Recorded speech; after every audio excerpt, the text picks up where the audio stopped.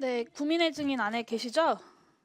예, 수사조정과장입니다. 네, 그 아까 존경하는 민홍철 의원님 질의 과정에서 국회로 가라라고 이제 조사본부에 이야기를 했고, 동시에 이제 현장 가면 방첩사 수사관들이 있을 테니 같이 임무 수행을 하라. 네, 그리고 그 임무에 14명 체포도 포함된다라고 인식하고 있었다라고 답변을 하셨죠? 예, 맞습니다. 네, 그리고 경찰에게도 인원을 요청하셨고요. 예, 맞습니다. 네, 그러니까 거기서 만난 방첩사, 그러니까 국회 앞에서 만나는 방첩사, 조사본부, 경찰이 체포 작전을 포함한 임무를 수행한다고 인식하고 있으셨던 거죠? 예, 맞습니다.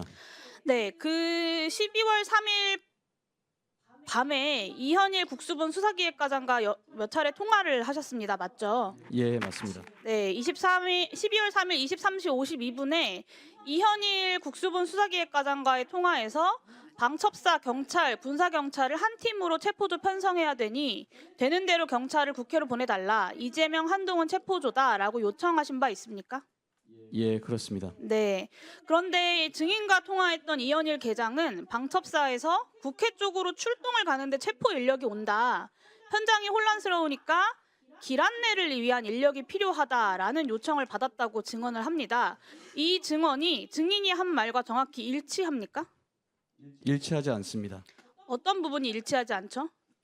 길 안내를 요청하신 바가 있으십니까? 길 안내 요청한 바 없고 길 안내를 안내조 길 안내를 요청한 바가 없다는 네, 알겠습니다. 그러면 이현일 계장이 거짓말을 하고 있다라는 것이죠. 상식적으로 경찰에게 길 안내를 요청한다라는 것이 좀 잘 납득이 되지 않습니다. 그 통화 이후에 이현일 계장에게서부터 영등포서 형사 10명 명단을 전달 받으셨죠? 예, 네, 이후에 증인이 현장 경찰들과 수차례 통화를 해서 최종적으로 형사 50명이 방첩사를 만나려고 국회 수소충전소 앞에 대기하고 있었죠. 예, 그렇게 들었습니다. 그 형사 50명, 수소충전소 앞에 있었던 형사 50명이 길 안내를 위한 인원입니까? 저는 그렇게 생각하진 않습니다. 네.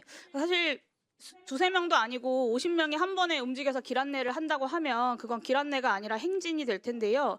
방첩사랑 경찰 그리고 조사본부가 모여서 단순히 행진을 하려고 했던 건 아닐 거라고 생각합니다. 당연히 경찰은 체포를 하고 방첩사는 이송 구금을 하고 역할을 착착 나눠서 체포 작전을 진행하려고 했던 것으로 보입니다. 맞습니까? 예, 그렇게 생각합니다. 네, 감사합니다. 김대우 증인 앞으로 좀 나와주시겠어요? 비상계엄 당일에 그 체포 대상이 되는 주요 인사 명단 누구로부터 받았습니까? 계속 진술해 왔는데 여인영 사령관이 장관님으로부터 전화를 받았다. 네, 방첩사령관으로부터 전달받은 거죠. 국방부 조사본부에 국회로 출동해달라라는 요청은 누가 했습니까?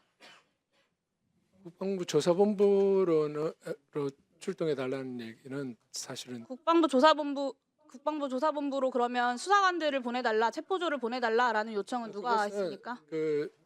여인영 방첩사령관이 조사본부로 100명, 경찰 100명 수사관을 네. 요청했다. 방첩사가 한 거죠. 예, 그리고 B1 벙커나 뭐 미결 수용실을 비롯한 구금 시설 점검은 어디서 했습니까? 방첩사령관이 밑에 있는 군사기밀수사실장에게 직접 지시했습니다. 네, 그것도 방첩사에서 한 겁니다.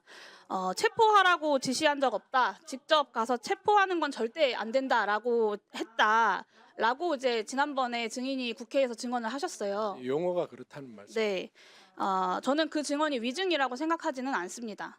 방첩사 입장에서 수사기관이 있는데 뭐 민간인을 같이 출동해서 전반적인 체포 작전을 하면 되는 거지 꼭 직접 체포할 리스크를 질 필요는 없다라고 판단했을 수 있을 것 같아요. 근데 문제는 그렇다고 하더라도 이전에 우리가 구금시설 확인과 그리고 경찰과 조사본부에 이제 수사관 요청하고 그리고 명단을 받았다. 이 명단을 누가 줬냐에 있어서 체포 명단 구성부터 체포조 조직 그리고 구금시설 확보까지 체포와 이송과 구금의 전 과정을 방첩사가 주도했다라는 사실은 달라지지 않습니다. 맞죠? 네, 그것을 부인하고 싶지는 않습니다. 네. 증인 혹시 헌법재판소 9차 변론 보셨습니까? 못 봤습니다. 네. 그 화면을 보시면 넘겨주세요. 네. 이게 피청구인 윤석열 측에서 변론을 하면서 제시한 화면입니다. 보시면 여인영 사령관은 집중하라고 지시하였을 뿐이고 이것을 김대우가 부하들에게 집중해서 체포하라라고 지시한 거다. 그러니까 여인영이 체포하라고 한 것이 아니라 김대우가 한 거다. 이게 피청구인 윤석열 측의 변론입니다.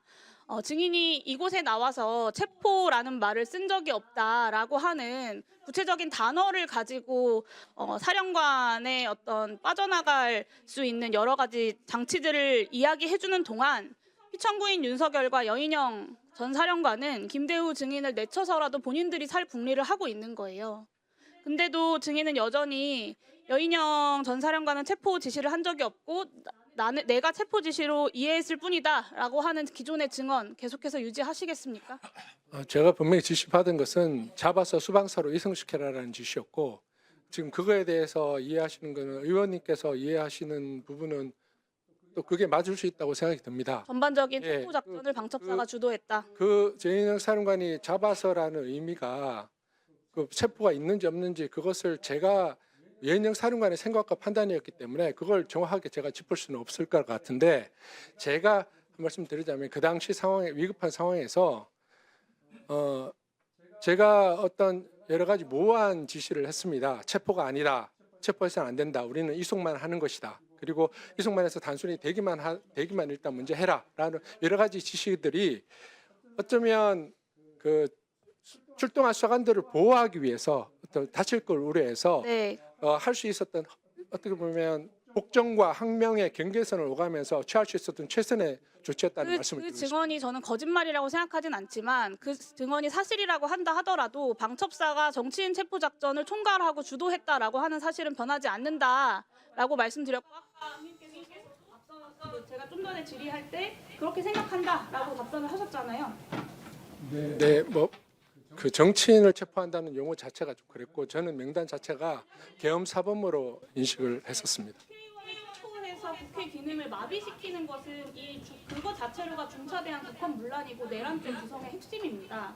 이 과정에서 체포 작전의 책임자는 내란의 주모임사가 처벌을 받을 없는 거고 여인영 사령관과 보이는 계속해서 국민에게 책임을 넘기라고 하고 있는 거예요. 지금이라 국민들 앞에서 이 회에서 당일의 여인영 사령관의 지시와 그것의 의미에 대해서 솔직하게 가감 없이 본인이 책임져야 할 만큼 책임질 수 있도록 증언해 주시기를 요청드립니다. 저 지금까지 증언하면서 한 채 거짓 없이 증언해 왔습니다. 한 번도 바뀐 적도 없고 제가 말씀드리고 싶은 것은 군인으로서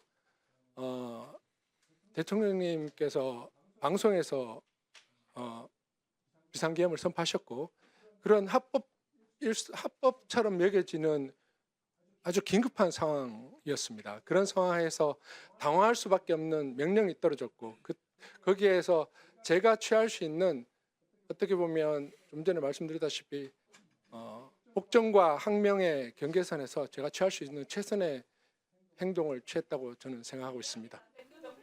네,